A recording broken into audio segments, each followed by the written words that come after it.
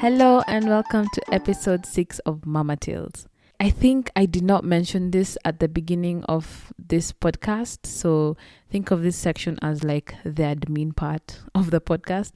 I've been trying to think about how to organize this thing, and I'll be doing it in seasons. So like right now we're in episode 6 of season 1, and I'd want to say that we are in the middle, so I'm planning to release around 6 or 7 more episodes before I take a break and possibly, I don't know, start it again. I think it's always really good to take a break and look back at what you've done and see if it's worthwhile, if it needs to change, if it doesn't need to change. I don't know. So that's kind of like how this thing is gonna be structured. And on that note, since this is like the midpoint, this episode will be a little bit different. I know last episode was different because there was a man on here, but this episode is different in that there is no story from anyone today, at least not from any other mother. It will just be me, and I want to take this time to just kind of reflect and share on some things that have been on my mind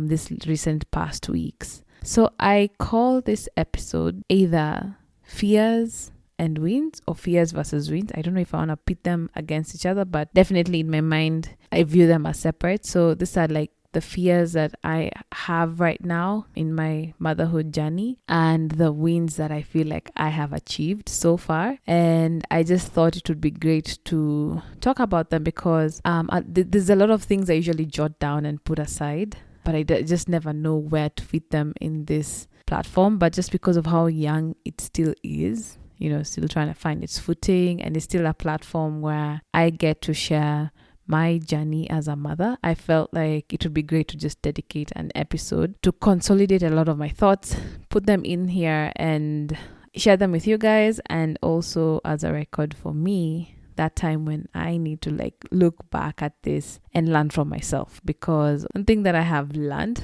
through the experience of this slightly over a year of being a mother is that there's so much that you tend to forget because your mind just kind of replaces that with something that you need more. So I think it would be really great to look back at this episode and hopefully see growth, especially in terms of my fears and even with my wins, and just see if they can get even bigger and better.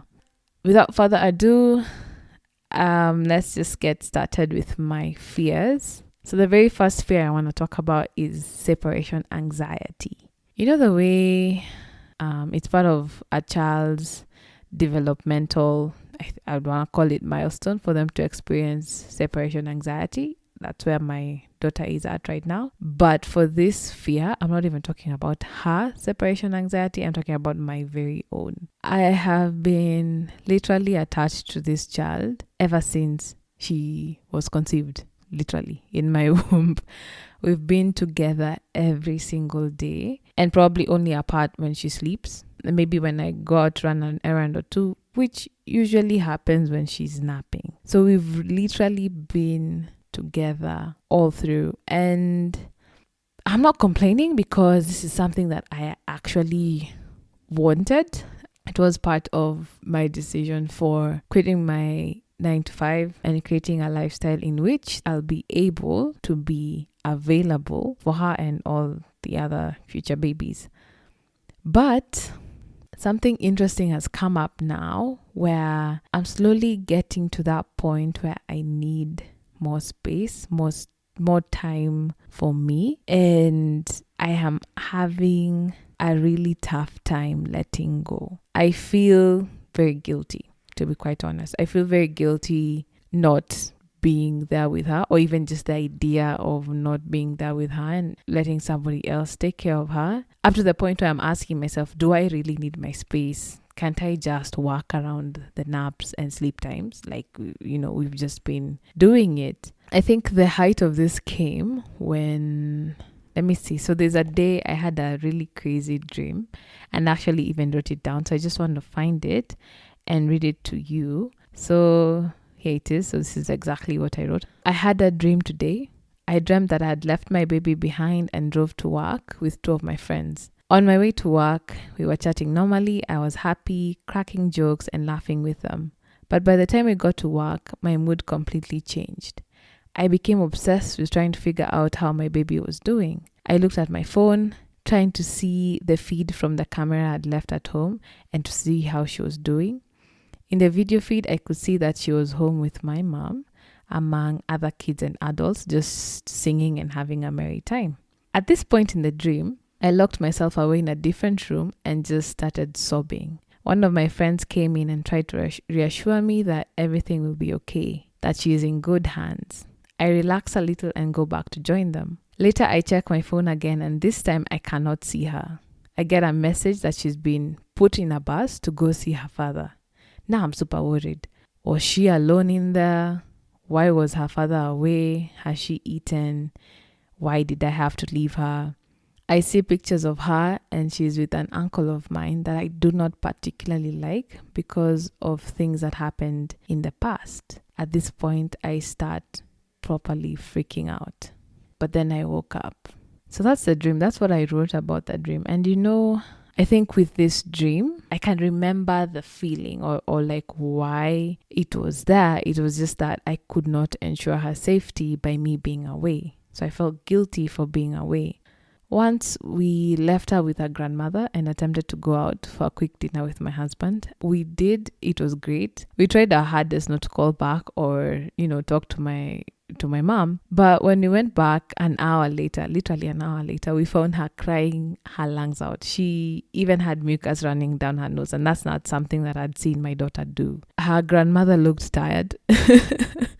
In hindsight, I think it would have been better if her grandma came to our home instead of us taking her to a new environment and just expecting them to gel well.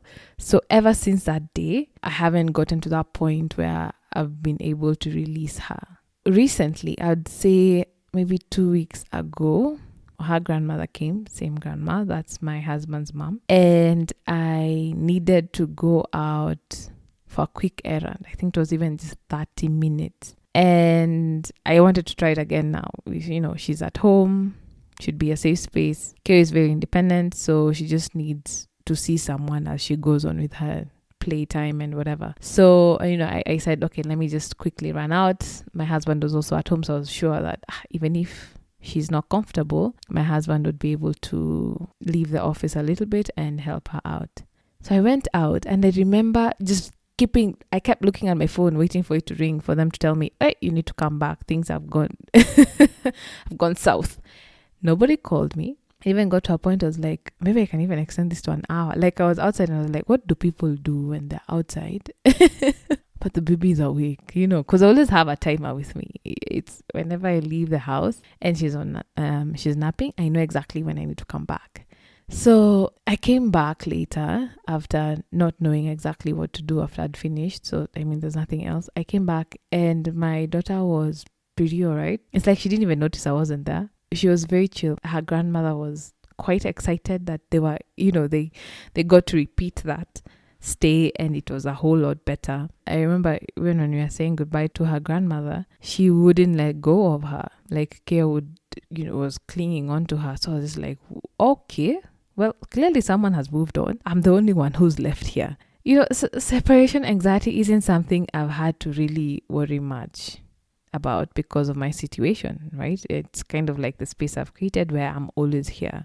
I have so much respect for women who have to leave their newborns because a 3-month-old is still a newborn, and that's kind of like when you're expected to just go back to work in Kenya. I remember looking at my baby at 3 months and I couldn't even imagine how. How do you just leave? And I know it's not easy, and most of the times the choice isn't there. So sometimes I have to look back at my privilege of being able to be there, but I don't know how to get over the fear or over separation anxiety and understand that she's fine. She probably doesn't need me all those hours, and then I'll be able to just do my own thing, rediscover what that means. But yeah, so that's my very first fear, separation anxiety. My second fear is burnout. Oh man. So I think a couple of episodes, I don't know if it was it was probably the episode before the last episode, I talked about experiencing burnout. this is something that I had been avoiding. I'd been saying that there's no way I'll be burnt out. I can do everything. I'm a young, energetic, full of spirit human being. I'll be able to do everything that I need to do. But I got burnt out. And in that episode, I talk about driving away and not wanting to come back home. I think that evening I came back, and after, realizing that it was actually burnout, it was my husband who helped me figure that out. I recorded something that I might play here. I remember just sobbing in the microphone, just trying to recollect and understand why I was burnt out or why I was feeling that way. So my biggest fear is not being able to recognize it early enough or learn how to avoid it. But I think I've made steps, at least from that moment, I've made steps to make sure that I do not fall into that trap again, because the worst thing about burnout is not even just on me as an individual, is that I'm unable to be the kind of mom that I want to be for my baby, or the kind of wife I want to be for my husband, or even just the kind of me that I want to be for me. I just sulk, I disappear, it just doesn't look right. So what we have done, and this has just been happening for the past, I want to say 5 days, is that, so I have a regular lady who comes to clean the house twice a week, but now she's coming every weekday to just help out with the chores and everything, and then slowly start staying with the baby. At first I thought I needed more help with staying with Keo so that I can be able to do my own thing. But after this first few days, what I've noticed is that, my God, this house actually has a lot of work to be done, right? And a lot of this was being handled. It was always on my shoulders. And then I started feeling this pressure of yes, if you want her to help you out with the baby, you should start giving them time to be together. And I realized that time wasn't happening, but I noticed even towards the end of the day, I had more energy. I was rested. I felt happy. Happiness was something that was really eluding me, especially from 3 p.m. when I know now Keo is awake and we have to entertain each other until she goes back to sleep at 7:30.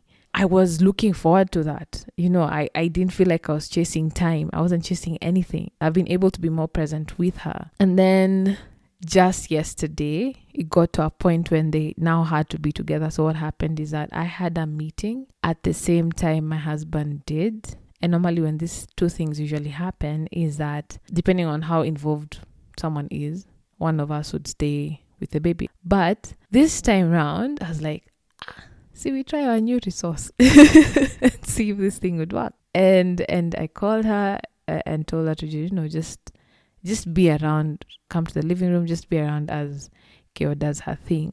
And I went to the meeting, and all through the entire thing, I just kept trying to hear if they'll be crying, if they'll be just anything. And it was pure silence. There was nothing wrong. I could just hear Keo's toys. I even thought what had happened is that my husband's meeting must have ended earlier and he was now with Keo. I come back 40 minutes later and Keo is just there. She's called Jackie. Keo is just there with Jackie, just having the time of her life. She even looked at me and started clapping. I was like, okay, so it's me who's panicking for no reason whatsoever. I am actually very glad to see how this thing goes. It's about having some extra hands just share the work, I think. And also another thing I think I just need to think about with burnout especially is just identifying moments of finding relief or catching a break. So there's a story I recorded with a mom that I'll share in the next couple of episodes, and she was talking about how she always has to find a way or a habit to rest, to just bring sanity back to herself, right? So because, as a mom, you're dealing with a lot. You're dealing with your own needs, you're dealing with your baby, your husband is there. If you have a nanny, that's also there, and you have to kind of manage all of this, and just your work just keeps ever increasing. So she has the habit of sometimes just taking Sundays off, right? And she'll just disappear for a couple of hours and come back later. It reiterated the need for me to just even have just a healthy, normal habit that just allows me to relax, calm down, reevaluate and assess things and be able to just catch a break here and there instead of just piling it all up to the point of pure burnout. So that's a journey I'm still starting on, but so far so good. I'm feeling very good, and I hope we just keep riding this wave. My third fear is if I am making the wrong choices for Keo. And a little bit of heads up is that this next section might be a little bit controversial because I tend to ask the question why a lot, and that can get a little bit controversial. So let me explain. One thing that I've learned so far is that no one really truly knows or has the proper guide for raising a baby. Everyone has very different ideas, very different ideals, some variations, and almost all are okay. At least most of them somehow are okay, right? So with all these variations to how you do things, do you sleep train? Do you not sleep train? Do you do baby-led weaning? Do you do traditional weaning? Do you breastfeed for as long as the baby wants? Do you stop breastfeeding? What about vaccinations? Like, there's so much variation in a lot of these choices. How do you even know that you're making the right choice? If you've learned anything or anything about me, I'm a person that just goes with my gut and what I think is right. I usually kind of put that above everything else. So for example, the one thing that I'd want to start with is like the food choices that we make for Keo. One, she does not drink uji. I remember we started with uji earlier, but because she self-feeds a lot, it's not the easiest thing to self-feed. One. Two, I always found it a bit hard to keep making uji every day and cleaning up after that. So obviously not having consistent help to help me with that. As someone who also didn't have uji as part of my regular breakfast, it just didn't work. So things like that we don't drink uji. The other thing for Keo is that vegetables are not a must, and this comes from a journey that I'm taking right now of understanding what kind of foods are actually really good for us, and it's coming from a book that even says, I think part of the title is something that like they're not politically correct or something, just those on the fringe ideas about what your body actually needs, right? So us, we are very pro protein, healthy fats, healthy saturated fats, very less into the vegetables, especially those dark green vegetables. So I don't have it in my diet, and she rarely does. So the kind of vegetables that she would eat are a zucchini here and there. She eats a lot of mushrooms, lot of tomatoes, but the traditional veggies that we assume, like the carrots and the broccoli and sukuma wiki and all that, my baby doesn't eat. I don't even present it. I don't cook it. We don't eat it. Peas are also things that don't exist. Actually, Keo sees peas as playthings. She will eat. So if I have a bowl of food that has peas, she'll just pick out peas individually and eat them until she's done with the joy of eating them. So a choice like that makes me sometimes I doubt myself. I'm like, am I missing something? Am I depriving her of something else? But I'm very keen on like where she gets her nutrients from, and I make sure she does get she gets them from everywhere else that I think is a much better carrier of those nutrients than veggies. The other thing is that I don't really force her, or I don't know, I want to use the word force, but she doesn't need to eat 3 main meals in a day. And this is just now she's 1. It's kind of like the recommended thing. I think it's 3 meals and 2 snacks.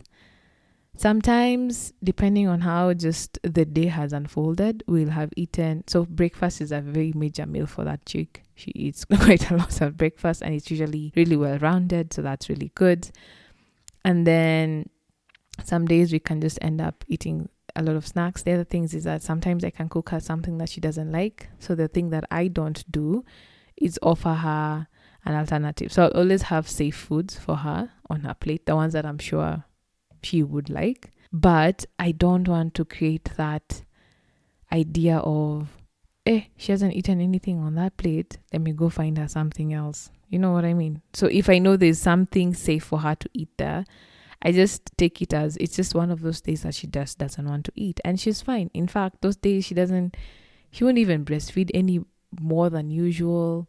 She'll just continue. She will be as happy and go lucky as everything. So I'll just go with this mantra of, is the baby fine? Is she healthy? Is she happy? Right? Then today is just one of those days, because even me, I have those days where I don't eat and I'm just fine. My body has just refused, right? But yeah, so sometimes I do feel guilty. There are even moments where, again, this all comes back to also like lack of help and how unstructured my days can get sometimes, that I'm cooking lunch at 3 p.m. or 4, right? And she'll eat a whole lot at that exact moment and probably just have yogurt and go to sleep at 7, so there's no way we can eat another meal. So sometimes when I'm on the phone with my mom, I'm telling her we're cooking lunch. She's like, at 4? Who eats lunch at 4? I'm like, us. We eat lunch at 4. So sometimes I get afraid or rather have this fear that I'm making, bad choices for her food-wise.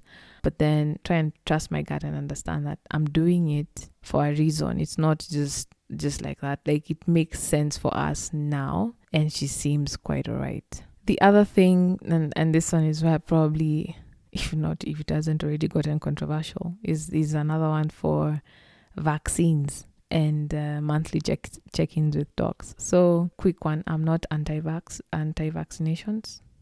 No, that's not what I mean. So I just started questioning the vaccines that we give kids past the 9 months, the private ones. But so I remember when we started the vaccination schedule, the vaccinations for her, I had the KEPI schedule with me as well, because we were going to a private clinic for all of this. So definitely there's going to be like other stuff that's added on there. So I had the KEPI schedule with me as well, which I think is what I got myself. So I just made sure that our vaccines are aligned with that. And then I think when we got to 9 months, so we started doing the private ones, and I asked the nurses and doctors, okay, so I understand these are private vaccines, right? To me, what I view that as is optional.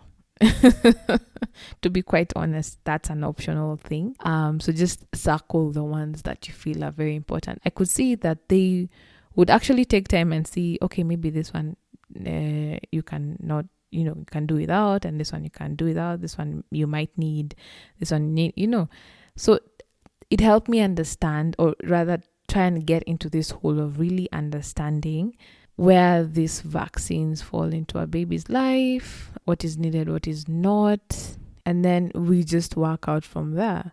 So the other one is just like the monthly check-ins with the dogs. That's the well baby. And here's my feeling about them. I loved them for this, for I think for around, again, everything just kind of maybe stopped at the 9 months. Because, I would be able to see her growth and understand that everything is still on track. So that was really good. And if I had any concerns, I would voice them and things like that. But then I feel like I've reached that point where I'm really understanding my baby. And it might also just come from that point of always being there. So I'm able to see and know that she is still doing good. She's great on her growth curve and things like that. Because what happened is that some of these check-ins, especially from I think 5 months, started giving me a lot of anxiety, because you go in there and you immediately feel like you're being judged by the nurses, because I remember at 6 months, because my baby, so we started eating solids at 6 months, and I went right in there with the good stuff. So I was even giving her some egg yolk, and they would ask me if I've introduced proteins. I'm like, actually, I remember the first schedule was just like all veggies and stuff. I'm like, oh yeah, but I've also introduced proteins. And I was given this look of like, what is wrong with you? I'm like, yeah, because I've read the earlier you kind of introduce these things, the better it is for the baby and the less chance of them getting any reactions to it. So I'd get those looks of like, and she's tolerating the yolks. I'm like, yep, in fact. She finishes hers. I start looking towards mine. So you see, those questions of, you even just start looking back and like, was I not supposed to do that? Why is there so much conflicting information? So I started giving myself so much pressure and then bringing it back home to her, right? So now I would get frustrated if she doesn't finish a whole meal. And what I forget to see is that, who am I to tell her how much her stomach needs? Like, how do I have that insight? I don't, not in any shape, way, or form. So why am I getting frustrated to the point of even sobbing? Like, I would even sob, because I'm just like, why is this child not doing it? But then what I'm not seeing is that she is happy, she's smiling, she's hitting her milestones, she's doing everything right, she's healthy. Like, this child has not even caught a cold, and this is from a house where we both got COVID, and she just breezed through it like nothing has happened, So I've gotten to that point now where I'm just taking a step back from it and really just going with the flow. Unless I feel like it's something, that's really major and big for her. I don't know. So, but then I'm still, you still go with this self-doubt of like, am I doing the right thing? Am I trying to raise my child different? Am I being too stubborn? But here's the other thing that I know, that it's not neglect. It's not out of ignorance. It's out of careful study. It's out of careful observation. Right. So I'm making these choices, and this is the thing that I have to remind myself. I'm not making these choices just out of nowhere. I'm actually reading about this. I'm internalizing it. I am questioning it, and I am following my gut again and following my baby. When do you stop going for monthly check-ins? Forget the vaccines. Just when do you stop going for those things? I don't know. But we might go for 1 or 2 more. After that, we live life. I think. I don't know. I don't know. The other fear that I have is on getting the second baby. This one is funny because I know we want many kids, and we are both on the same page on them being very close in age. But can you really ever be ready? And what does ready mean when you're getting a second child? It's not like the first time when you don't know anything. This time you've pretty much seen what happens, at least with the one. I am sure with another one it might be a different journey and everything, but can you really be ready? So for me, I feel like it's one of those things that you have to maybe just rip the band-aid off, or those days when you have to enter a pool on a cold day. There's that second of pulling yourself out of a comfortable space. I think that's what I'd refer getting a second baby to. That's what I'd equate it to. One thing that I've noticed is just how quickly time is moving. So we had written down the years when we'd want to have kids, and the next year is coming so quickly. I don't even think I'll be ready for that. And what does a second baby even mean to us? Like, what's the impact of that on us financially? We're running a well-oiled machine now with one baby. What does a second baby do to that? We've actually gotten to the point where we're now starting thinking about getting a house with a compound as opposed to an apartment, because Keo really loves the outdoors, so definitely isn't that supposed to be the priority right now, figuring out how to make sure that we can get that space so that even the other babies, get to have that as well. So which one comes first? Because they're both expensive. The other thing is just like, physically, I still haven't gotten to the point where I'm super comfortable with my body. So how does that change if I get pregnant again, before I get to that point where I feel comfortable? And then the biggest one, what if it doesn't happen the way we want to happen? Who am I to say that when you start trying, the baby will just come immediately? What if it doesn't happen that way? What happens to all the other plans? I don't know. It's a lot. It's a fear that I have. And it's one of those ones that I know I have to just rip it off and go on with. Because I feel like maybe the third baby would be easier. Any baby coming after that would be a lot easier than the second one. I have no idea. It's a fear that I have. My very last fear is, am I even doing this podcast thing right? Like, look at this episode. What is the point? Is this really what you wanted to listen to today? And then the other thing is that, like, how involved do I really want to be in matters regarding motherhood in my community? Because that's what happens when you start creating a platform where, you start reaching people, so you have to start thinking about like your level of involvement. The other thing I always think about is like, is this platform providing value to someone else?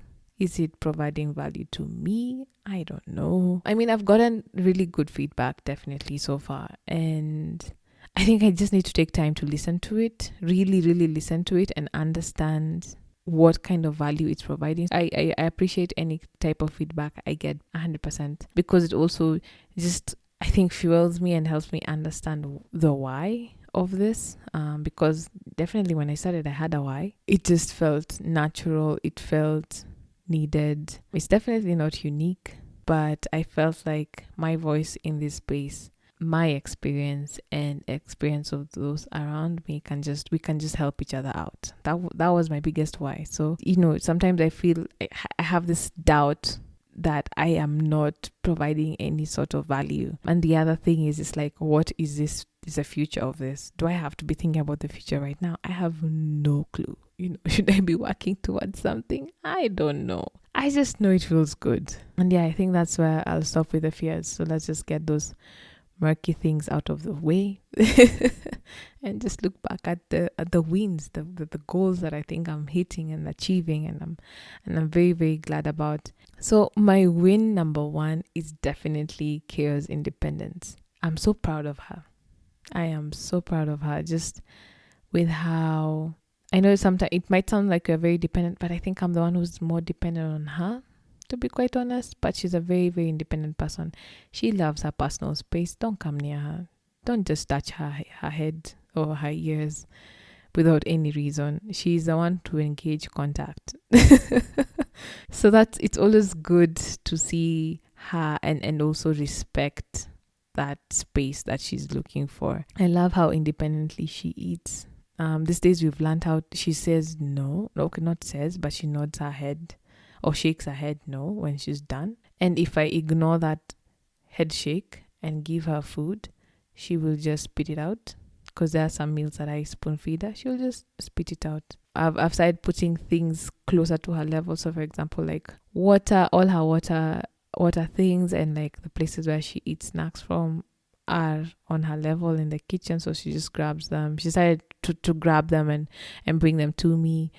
Even with like play and going outside, she knows which shoes she wears to go outside, and she just brings them to me when it's time to go out, or rather when she thinks it's time to go out and I have to explain like, sis, give me an hour.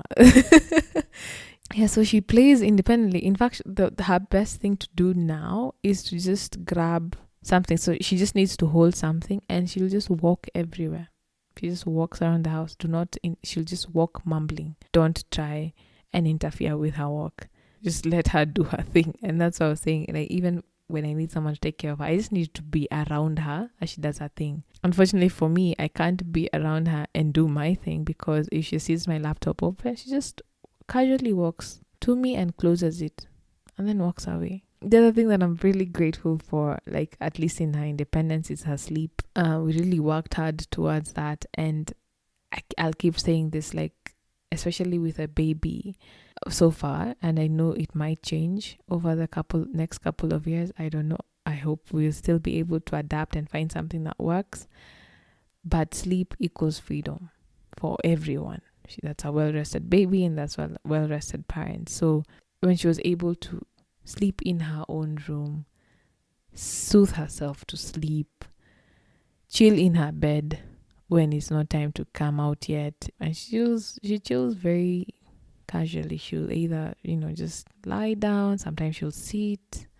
I look at her in the camera and I'm usually quite entertained by the things that she does. She'll talk to herself, but she's just very, very chill, just waiting. She knows, and I respect that. I don't keep her waiting for too long. I also don't rush in to get her when it's not yet time. So we've created a great routine that I really appreciate. The second win that I'm very happy about is that I've been able to somehow strike a balance in my bid to have it all. It's not perfect. 100% it's not perfect, because I'm not like achieving 100% in everything. But I have somehow been able to find a balance between me as a professional person, me as a mother, me as a wife, and me as whatever other hat I want to wear now as a podcaster. So it's a fickle balance, because there's always somewhere that hurts, there's somewhere that is sacrificing, and it would always hurt me more, because what would happen is I would find myself kind of lagging behind when it comes to me being a mom to Kyo. That's what would suffer, because I would be angry, I would be cranky, I would be, not the very best. But I have somehow been able to strike a balance, more so now that I've found help. Maybe that's what I also needed. And she did, she helps me with, like, it's just the cleaning. It's the cleaning. There's the cleaning that takes a whole lot of time, because I still cook, I still take care of the baby 100%, things like that. Somehow, my work is not failing. I'm still able to do this podcast. It's amazing that somehow I have found a balance that works. What I'm learning is that I have to accept that it might not be 100% perfect, not the way that I envisioned it in my head, but I will take the small wins that come. The other thing that I would want to put in here as a win is that I have rediscovered my passion. I admire my early 20-year-old self. That chick was fearless. She would do anything she wanted. I wasn't going out there like, I'll conquer the world. No, I was just doing it because I enjoyed it. And somewhere in the middle there, I lost it. So I've always been a creator. I've always been a storyteller. That's just been me, right? Actually, I have a lot of, what do we call it? There's a word for it.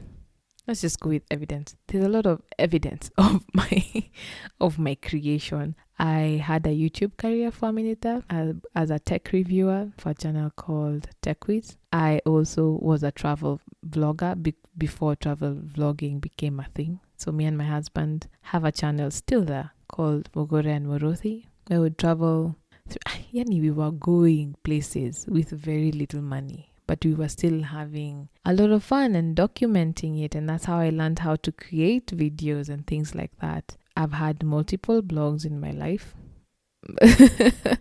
Maybe the current one is maybe Medium. Yeah, everyone has a Medium, right?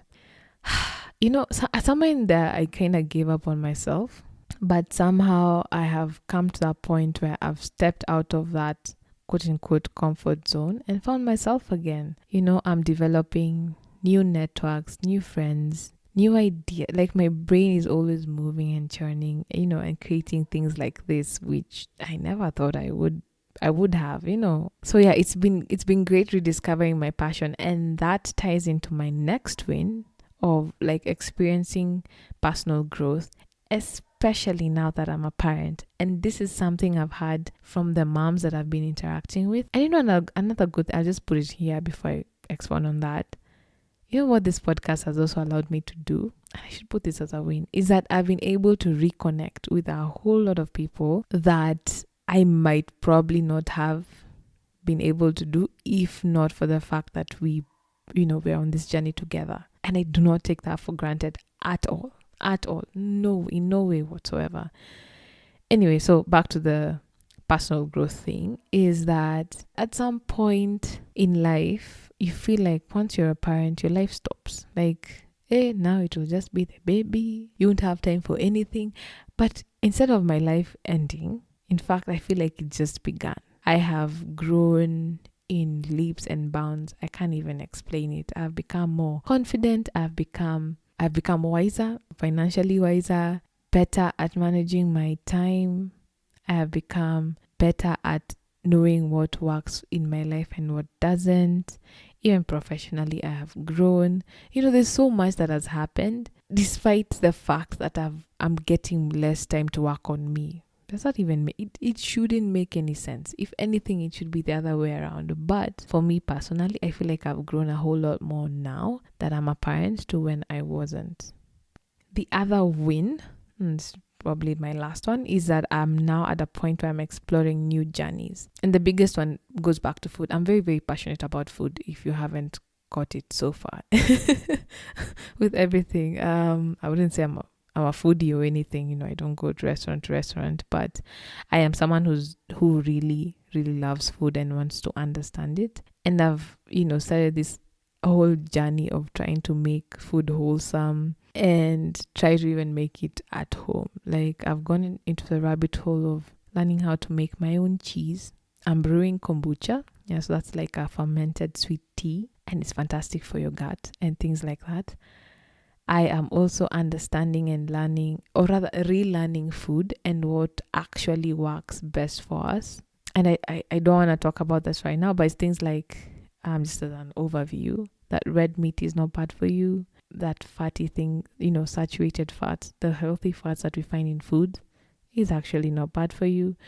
The kind of oils that you cook with matter, so I'm now pro ghee, coconut oil, olive oil, butter, things like that, as opposed to just frying everything. Anyway, story for another day. Again, these are the things that can get very controversial.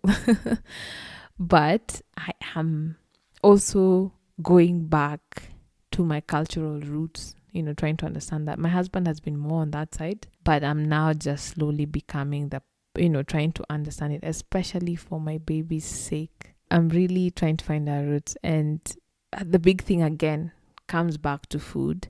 I know there's a caveat here, but I know there's a lot that we lost as Kenyans when we were colonized. There's a lot that we lost, especially when it comes to like what food were we really eating. Because sometimes when you think about like Kenyan foods, you can probably list them in one hand. You can't tell me that that's all we were eating, So I've started trying to find out what were we eating way back when, before food became commercialized, before cash crops became the thing. Again, I will not bore you with that information, but yeah, so just trying to find our roots, especially like when it's related to food. In another life, maybe I'd just be like a food expert, or I can be it in this life as well. That's the kind of space I'm in, where I'm just willing to explore everything. Anyway, with all that in mind, I'm really very conscious to just try and learn and understand where all of these things come from, where we were, and how we can probably see if we can enrich our lives with like the learnings of the past. And unfortunately, a lot of this was robbed from us. But I have a feeling that information has to be somewhere. Yeah, so that's pretty much it. Those are my current fears and achievements stroke wins. Let me end this episode here. Thank you so much for taking the time to listen to this beautiful rant, I hope. If you want to be part of this podcast, you can reach me on Instagram at Salimogore and on email at mamatillspod@gmail.com. All right, catch you in the next one, where we'll be listening to another mama. Bye.